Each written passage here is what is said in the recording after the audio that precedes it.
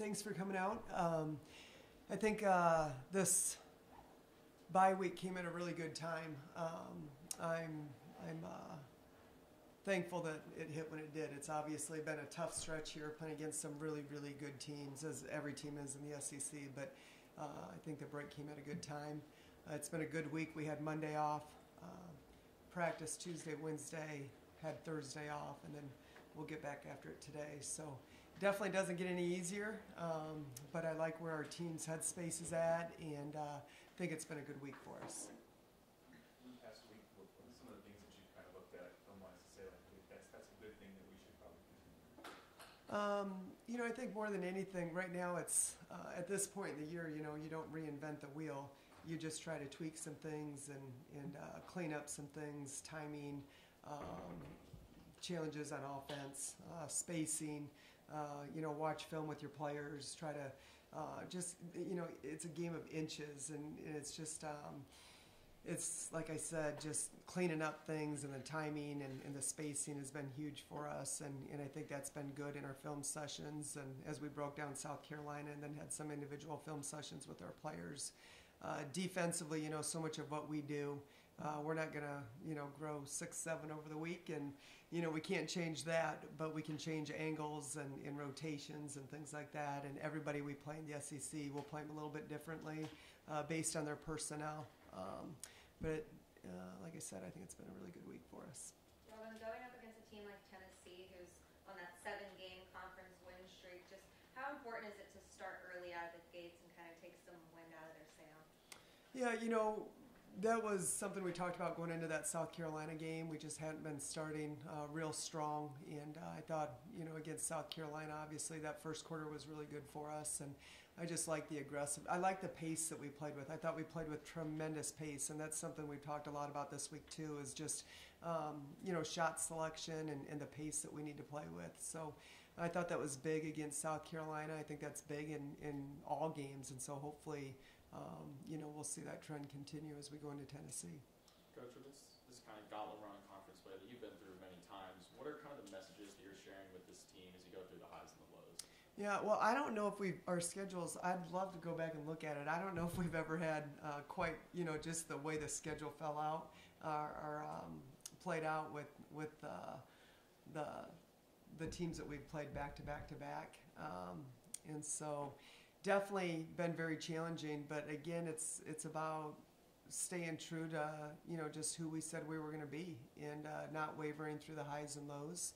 I was just talking to Frankie a little bit earlier about just aggressive patience, staying aggressive, working on your craft, keep working hard, but being patient and trusting the process. And, if we can continue to grow and learn against the gauntlet that we've played against, it's only going to help us moving forward. There's a lot of games left on this schedule, and there's nobody we can't beat, and there's nobody that can't beat us. And so to understand that, there's no time to hang your head and feel sorry for yourself. You've got to stay in the fight. You have to stay in the fight, and it's every day. It's winning the film session. It's winning the practice. And but I think our locker room's in a really good headspace. I really do. Are they?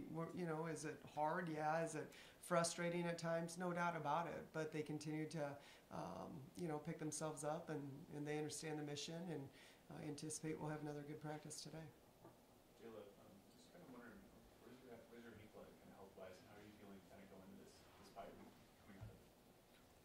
My ankle, I feel like it's really good right now. I'm still really just trying to get back to being more explosive off of it, but as far as running, cutting, all of that, it's good. And then I got some treatment on some of our off days, so I think that helped a lot, just giving it some rest and then just going hard in practice to get back to where I was at the beginning of the season.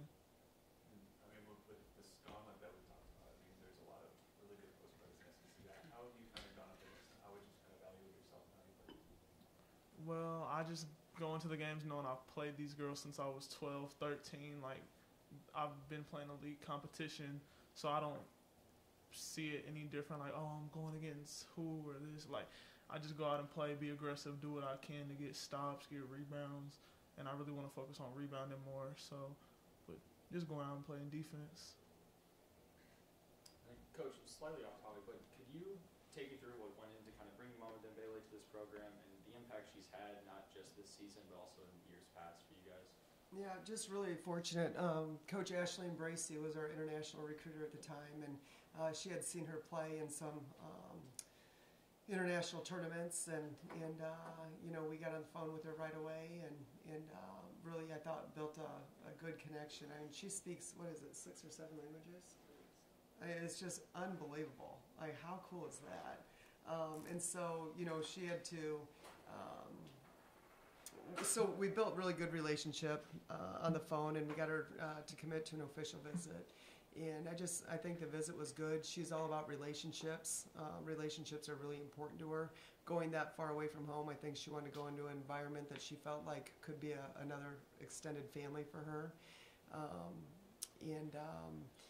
It's just been fun to see her grow from her freshman year, which was really hard because she came in the COVID year, and it's like you're an international kid, you don't know anything about Columbia, Missouri, and stay in your dorm room, don't talk to anyone, don't go out. You know, I think that was really hard. And then I think her sophomore year, you know, she was a little bit more comfortable, but a little bit reserved yet. And the way she came back this year after winning a gold medal with her national team, and just the comfort that she felt in that locker room, I think she really feels a genuine connection with every single player on our team. And I think when Mama feels comfortable with the people she's surrounded by, you see her just kind of blossom and let that guard down. And so it's been fun to just see her. I think she's having a lot of fun, enjoying the journey, enjoying the experience. I know she loves these girls to death and just wants to do whatever she can do to help our team be successful. And Haley or Jayla, do you all have any comments on kind of what she's been like in the locker room and how you've seen her grow as well? I mean, just like Coach P said, I feel like every year she's just kind of grown more into like her true self, and like we see, I guess, the true Mama and, you know, all of her personality, just the fireness that she has. But definitely just super blessed to get to play with her, get to call her one of my best friends. I mean, she's been a really huge part of this program. Robin, I think it was 2 weeks ago you guys were kind of in the same situation where the men's team played kind of an evening game the night before, and then you guys had a good turnout that following Sunday. Just what are you expecting out of the atmosphere this week? Yeah, really appreciate our fans. They've been tremendous, and you know, it's I think I'm so happy for Coach Gates and his staff and that program. They're doing a tremendous job, and it's just been so fun to see that environment so electric. And our fans continue to show up, and we really appreciate that. It's hopefully someday we'll be playing in front of a packed house like that. I can just imagine what that energy feels like. I mean, the closest we got was Tennessee a couple years ago at 11,000. And it's a huge sixth man. That energy is so awesome. So kudos to our community and to our students, and it's been really fun, and I'm happy for our men's staff and the entire program. They've earned that. They deserve that. But it really means a lot. They continue to come out for us too, and that's a lot from your Tiger fans and on a weekend or whatnot. But I anticipate we'll have a really good crowd, and I think people are excited about the opportunity that's in front of us. In the last 4 games, you have scored in double figures, which is pretty abnormal for you. I mean, just what have you seen teams are doing defensively to kind of keep you off rhythm and offensively? You know, and what are some of the things you can do to kind of just get back in that flow? I mean, just really trying to limit my catches, make it hard to come off of like the screening action and our motion.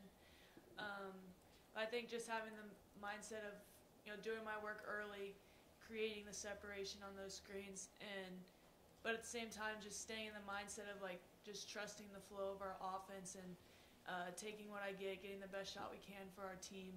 So I mean, I haven't been in a state of like overthinking, because I mean, teams are just guarding me hard, but I mean, trusting our offense, I know that, you know, we are trying to find little adjustments to kind of combat those things. Haley, a big part of your game has been taking the charges, you know, when things aren't going offensively, just kind of getting things going with the defense. Has that always kind of been your mindset? I would say, I mean, I've been taking charges since like high school. I think even more now, usually I'm guarding like the post players and probably the smallest one in the SEC.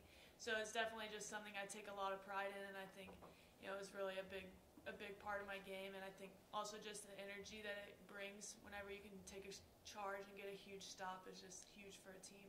Even when you get the wind knocked out of you, right? Yeah. It's worth it. Okay, I know you kind of rotated sometime this year between like the forward positions like that, what are some of the things you can take from playing in the 4 that you can take to the 5, which makes you a little bit more difficult to guard or even run defense to? I mean, I feel like just a lot of the 5s in the SEC aren't used to guarding people that can like stretch it to the perimeter. So I mean, I think it just makes it a hard guard if like you put a guard or a post player, because you know I could go inside or outside. So One or two more if you guys have them. I'm just kind of looking at Tennessee, and what are the couple things that stand out to you about a team like that? Yeah, I mean, they definitely have a big 3, but they also have a really, really strong supporting cast. They go really deep into their bench. Their role players do a tremendous job of doing what they need to do to put that team to be in a position to be successful. I think, they played a really tough schedule early on, and it seems like they found their stride. I look at LSU and South Carolina, and I think you can throw Tennessee in that mix, all capable of winning a national championship. And so just elite program with elite players. Transition's really good. Horston and Rakia are really elite level players. I mean, they'll be lottery picks in the draft at some point. And so we know we have our hands full. We know what we're stacked up against. But I also think, their offensive rebounding, again, is going to be another, point of emphasis for us to not allow those second and third shot opportunities. And so it's going to be a battle for sure. And it's going to be a tough test, but I like where our heads are at, and I like the way we've been practicing, and I think we're really looking forward to the opportunity. I know I am.